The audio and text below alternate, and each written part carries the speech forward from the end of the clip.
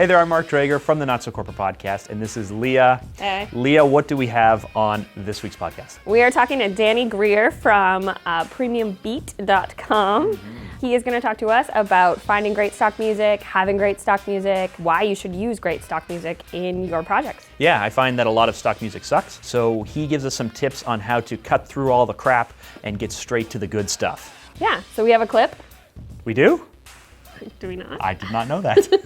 I mean, if there's one instance I always feel like is super important to cut the track up is if there's an emotional arc in the story. I mean, the track should follow that same emotional arc. And often where the edit hits and where that arc hits in the track are not the same. So using the loops or even taking the full track and kind of cutting it up, moving it to the front to kind of pad the beginning till you hit that big pivotal moment is super important. And that's where it gives you impact. Otherwise, the whole story is going to kind of feel off if the music doesn't match the action. Okay, so that was the clip. So on the catch-up time, we talk about the dog version of Dwayne "The Rock" Johnson and what China's doing to build the most muscular dogs possible.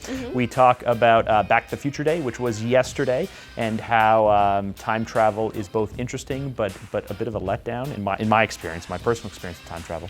It's a letdown.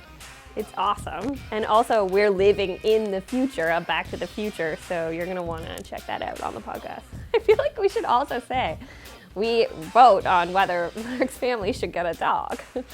You can work that in if you want. Okay, all that on this week's podcast, so check it out, and bye.